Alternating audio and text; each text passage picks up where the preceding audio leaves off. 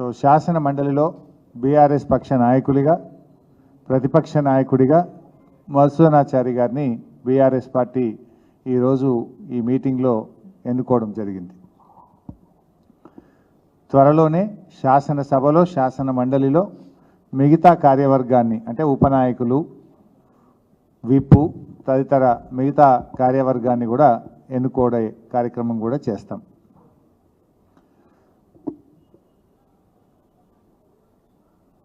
రెండవ విషయం, 25వ తేదీ రాష్ట్ర బడ్జెట్ ప్రవేశపెట్టిన తర్వాత బీఆర్ఎస్ పార్టీ ఎమ్మెల్యేలు ఎమ్మెల్సీల బృందం 25వ తేదీ మధ్యాహ్నం బయలుదేరి 25, 26వ తేదీలు 2 రోజులు మేడిగడ్డ కన్నేపల్లి ప్రాజెక్టు సందర్శన చేయాలని చెప్పి నిర్ణయం తీసుకున్నాం. ముఖ్యంగా గోదావరిలో నీటి ప్రవాహం ఉంది. ఈ పరిస్థితుల్లో కన్నేపల్లి పంపులు ఆపరేట్ చేసి మరి రైతాంగానికి సాగునీరు అందించే అవకాశం ఉన్నా రాష్ట్ర ప్రభుత్వం యొక్క మొండి వైఖరి వల్ల రాష్ట్రంలో రైతాంగం నష్టపోతూ ఉన్నారు.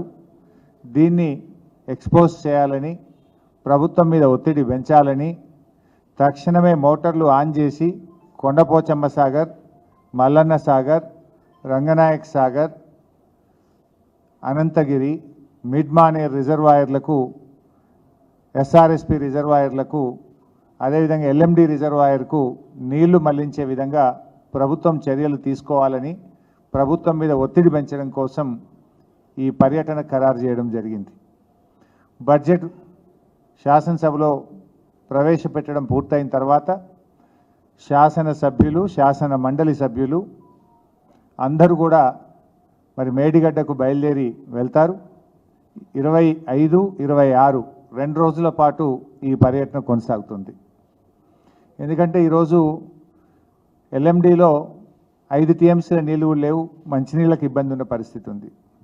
మిడ్మానేర్లో నీళ్లు లేవు, అక్కడ సాగునీరు త్రాగునీరుకు తీవ్రమైన ఇబ్బంది ఉన్నది.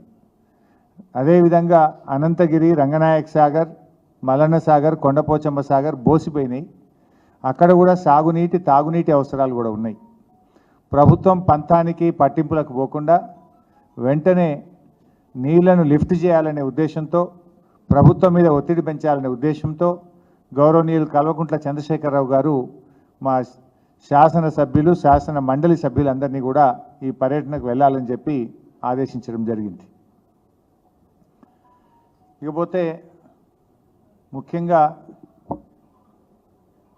ఈ శాసనసభ సమావేశాల్లో బీఆర్ఎస్ పార్టీ వ్యూహాన్ని కూడా ఖరారు చేసుకున్నాం. బీఆర్ఎస్ పార్టీ తరఫున అడ్జర్న్మెంట్ మోషన్లు, కాలింగ్ అటెన్షన్లు, షార్ట్ డిస్కషన్ కింద ఏ అంశాలు చర్చకు పెట్టాలో, ఏ రకంగా ప్రభుత్వం మీద ఒత్తిడి పెంచి ప్రజా సమస్యల పరిష్కారానికి కృషి చేయాలో చాలా లోతైనటువంటి చర్చ కూడా చేయడం జరిగింది. రాష్ట్రంలో కూడా అవినీతిలో ఈ ప్రభుత్వం కూరుకుపోయింది. వాటన్నిటిని కూడా ఏ రూపంలో చర్చకు తేవాలనే విషయంలో మా వ్యూహాన్ని ఈరోజు ఖరారు చేసుకోవడం జరిగింది. ముఖ్యంగా నిరుద్యోగ యువకుల మీద ఎన్నో ఆశలు కల్పించి నిరుద్యోగులకు ఈ రాష్ట్ర ప్రభుత్వం తీరని ద్రోహం చేసింది. వారిది అసలు తప్పు కాదు. ఎందుకంటే వాళ్ళు అడుగుతున్నది, మీరు ఏ మాటలైతే ఇచ్చారో, మీరు ఏ ఆశలైతే వాళ్ళకి కల్పించారో, స్వయంగా మీ నాయకుడు రాహుల్ గాంధీ గారు అశోక్ నగర్ లైబ్రరీకి వెళ్ళి ఆ నిరుద్యోగులకు ఇచ్చిన మాట నిలబెట్టుకోమని మాత్రమే వాళ్ళు అడుగుతున్నారు. మీ మేనిఫెస్టోలో పెట్టిన దాన్ని అమలు చేయమని మాత్రమే వాళ్ళు అడుగుతున్నారు. మీరు చెప్పిన దాన్ని, మేనిఫెస్టోలో పెట్టిన దాన్ని అన్ని పత్రికల్లో ఎలక్షన్ల ముందు ఫ్రంట్ పేజీలో అడ్వర్టైజ్మెంట్లు ఇచ్చిన దాన్ని అమలు చేయమంటే నిరుద్యోగుల వీపులు పగలగొడతా ఉన్నారు. ఉస్మానియా యూనివర్సిటీ హాస్టళ్లలో చొరబడి అర్ధరాత్రి పూట వాళ్ళ మీద దాడులు చేయడం, అక్రమ అరెస్టులు చేయడం, వాళ్ళ మీద అక్రమ కేసులు పెట్టి భయభ్రాంతులకు గురి చేస్తున్నది ప్రభుత్వం. అందువల్ల దీన్ని చాలా తీవ్రంగా తీసుకోవాలని రేపు ఈ అంశం మీద బీఆర్ఎస్ పార్టీ అడ్జర్న్మెంట్ మోషన్ ఇచ్చి ప్రభుత్వం మీద తీవ్రమైన ఒత్తిడి పెట్టాలని చెప్పి నిర్ణయం తీసుకున్నాం. ఇంకా దీని మీద చర్చ జరగాలి. ఇది లక్షలాది మంది నిరుద్యోగుల జీవితాలతో ఈ ప్రభుత్వం ఆడుకుంటా ఉన్నది. నిరుద్యోగులకు వెన్నుపోటు పొడిచింది ఇవాళ కాంగ్రెస్ ప్రభుత్వం. అందువల్ల ఈ నిరుద్యోగుల పక్షాన శాసనసభలో గట్టిగా పోరాడాలని, ప్రభుత్వం పైన పోరాడాలని ఈరోజు బీఆర్ఎస్ పార్టీ నిర్ణయం తీసుకుంది. ముఖ్యంగా గ్రూప్ 2, గ్రూప్ 3 ఉద్యోగాలకు పోస్టులు పెంచాలని, జాబ్ క్యాలెండర్ ప్రకటించాలని, నిరుద్యోగుల మీద పెట్టిన అక్రమ కేసులు ఎత్తివేయాలని, నిరుద్యోగులను బూతులు తిడుతూ వాళ్ళ మీద దాడి చేసిన పోలీసుల మీద చర్యలు తీసుకోవాలని, హాస్టళ్లలో చొరబడి విద్యార్థుల మీద భవిష్యత్తులో దాడులు జరగకుండా ప్రభుత్వం చర్యలు తీసుకోవాలని తదితర అంశాల మీద రేపు అడ్జర్న్మెంట్ మోషన్ ఇచ్చి చర్చకు పట్టుబట్టి ప్రభుత్వాన్ని ఒత్తిడి పెట్టాలని చెప్పి బీఆర్ఎస్ పార్టీ నిర్ణయం తీసుకుంది. అదేవిధంగా ఈ రాష్ట్రంలో సివిల్ సప్లైస్ కుంభకోణం, వడ్ల అమ్మకంలో పెద్ద కుంభకోణం జరిగింది. 3 నెలల్లో వడ్లు ఎత్తుతామని, డబ్బులు వస్తాయని చెప్పి మరి అలా ఎవరికి టెండర్ కట్టబెట్టారు, ఇంతవరకు ఎన్ని డబ్బులు వచ్చినాయి, వడ్లు ఎత్తినరా, మిల్లర్ల దగ్గర డబ్బులు తీసుకుంటున్నారా, ఇక్కడ 100 కోట్ల రూపాయల అవినీతి జరిగింది.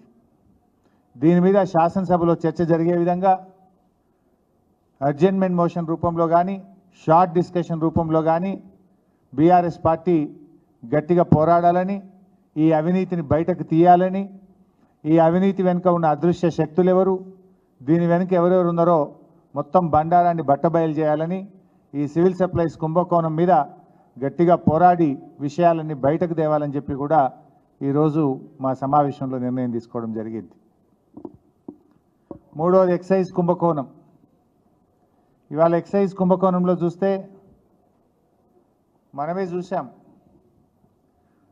ఇతర రాష్ట్రాల్లో బ్లాక్ లిస్ట్ అయినటువంటి కంపెనీ సోమ్ డిస్టిలరీకి మన రాష్ట్రంలో అనుమతి ఇచ్చారు. మద్యం బాగలేదని, కల్తీ మద్యం అని, అది త్రాగడం ద్వారా ఆరోగ్యం దెబ్బతింటుందని పక్క రాష్ట్రాల్లో బ్యాన్ చేసిన కంపెనీకి మరి మన రాష్ట్రంలో అనుమతి ఎవరిచ్చారు, ఎందుకు ఇచ్చారు? ఒకవైపు మంత్రి గారు జూపల్లి కృష్ణారావు గారేమో నాకు తెలియకుండానే ఇది అనుమతి ఇచ్చిండ్రు అంటాడు. మరి మంత్రికి తెలియకుండా అనుమతి ఇచ్చే అదృశ్య శక్తి ఎవరు, అంత పవర్ఫుల్ శక్తి ఎవరున్నారు దాని వెనుక? మంత్రి గారేమో నాకు తెలియదు, నాకు తెలియకుండా ఈ అనుమతులు ఎట్లా వచ్చినాయని మంత్రే ప్రెస్ మీట్లు పెట్టి చెప్తున్నాడు. అధికారుల మీద ఆయన తిడతా ఉన్నాడు. మరి మంత్రికి తెలియకుండా మరి అనుమతులు ఎవరిచ్చారు, దాని వెనుకున్న అదృశ్య శక్తులు ఎవరు? ఈ బూమ్ బూమ్ బీర్లు ఏడికేళ్ళు వచ్చినాయి, ఈ బిర్యానీ బీర్లు ఏడికేళ్ళు వచ్చినాయి, ఇవి పక్క రాష్ట్రాల్లో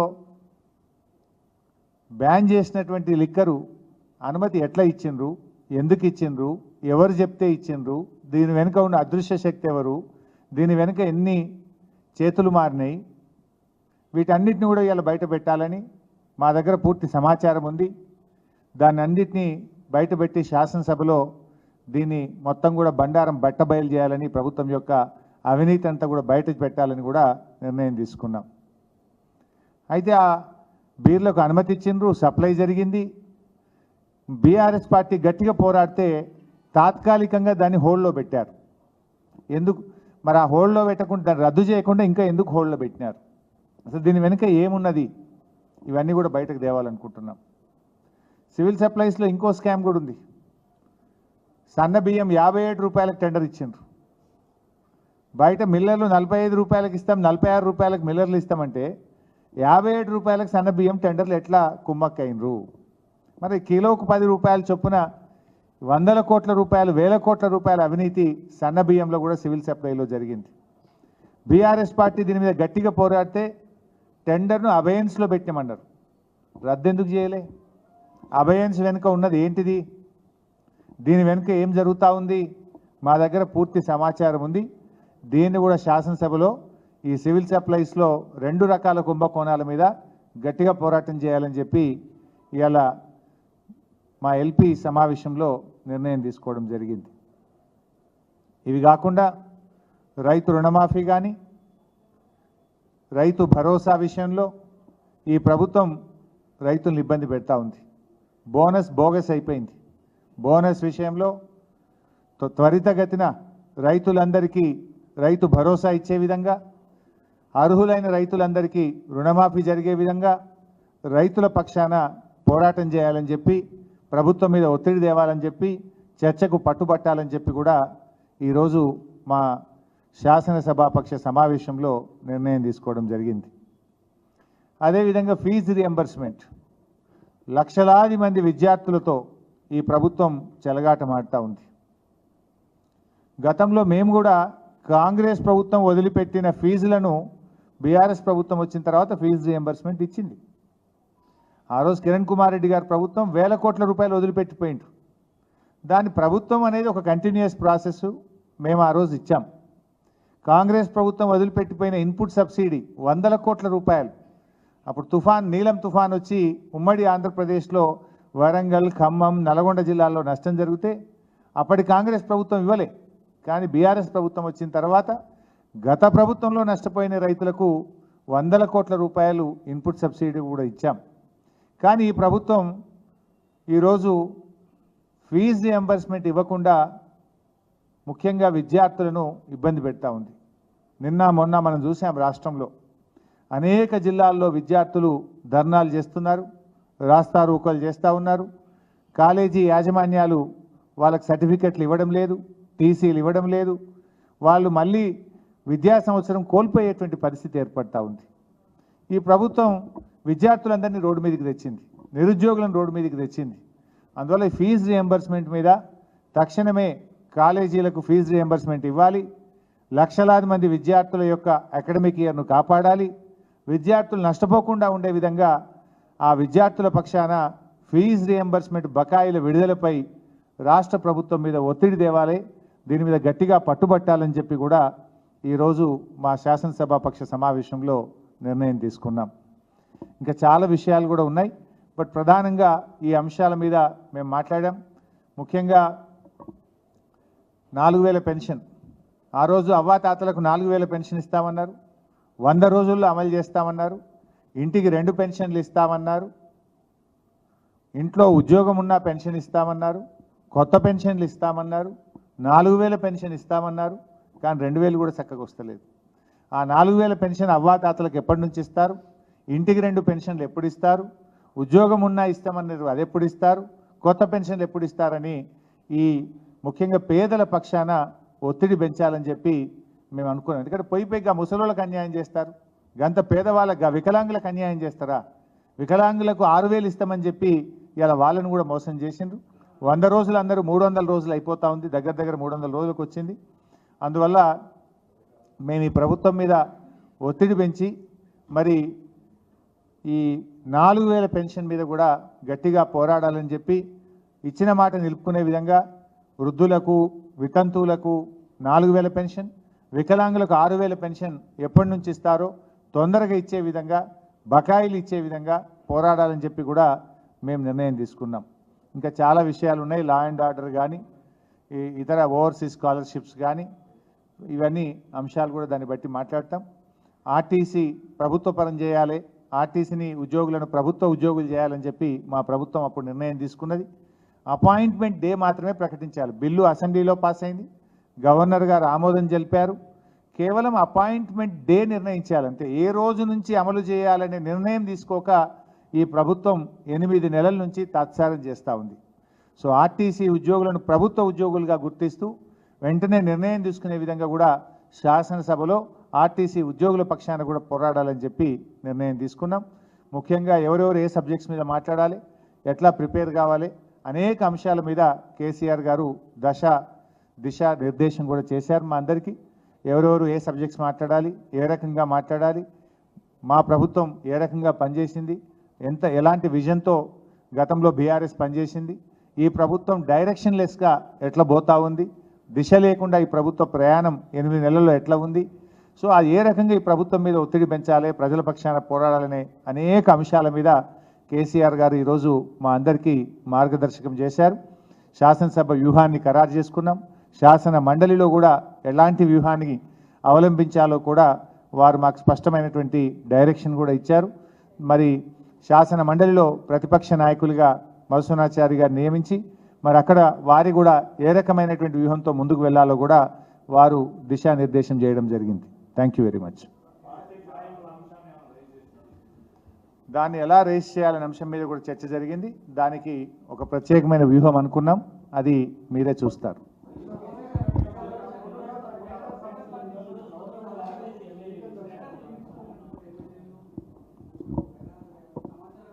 పూర్తి సమాచారం పార్టీకి ఇచ్చి పార్టీ అనుమతితో మాత్రమే వెళ్ళారు. ఒకరు వాళ్ళు వేరే దేశంలో ఉండడం జరిగింది, పార్టీకి చెప్పి వెళ్ళారు. వస్తారు, తప్పకుండా వస్తారు. అది మీరు చూస్తారు కదా భాయ్ సార్. శాసనసభ శాసన మండలి పక్షం వెళ్ళాలని నిర్ణయం తీసుకున్నాం.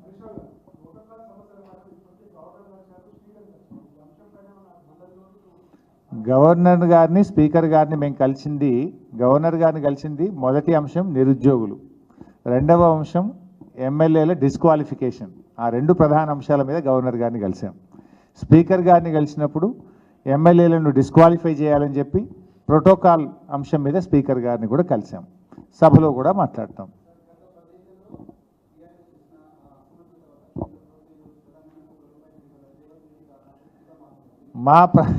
ఆయన అసమర్థత కప్పిపుచ్చుకోవడానికి మా మీద మాట్లాడి ఇట్స్ బిగ్ జోక్ కదా భాయ్ సాబ్.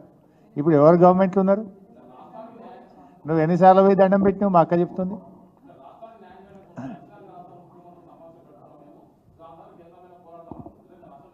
ఫస్ట్ నీ 8 మంది ఎంపీలు నాడు కూర్చోబెట్టు పార్లమెంట్లో. మీరు రాహుల్ గాంధీని మాట్లాడమని, తెలంగాణకు పైసలు ఎందుకు ఇవ్వలేదో రాహుల్ గాంధీని అడుగుమని పార్లమెంట్లో. ఎందుకు మాట్లాడాడు రాహుల్ గాంధీ?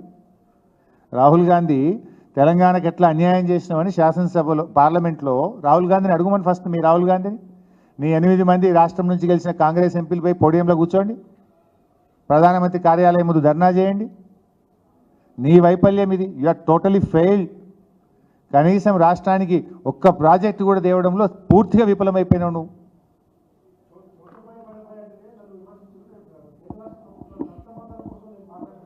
ఏమైంది మరి? ఏది నీ సత్సంబంధాలు ఆడపోయినాయి? బడ్జెట్లో కనబడాలి కదా నీ సత్సంబంధాలు. నీ సత్సంబంధాలు బడ్జెట్లో కనబడాలి కదా. పక్క రాష్ట్రాలకేమో కనక వర్షం, నిధుల వర్షం కురుస్తుంటే నీకేమైంది? మొండి చెయ్యి. Is it not your failure?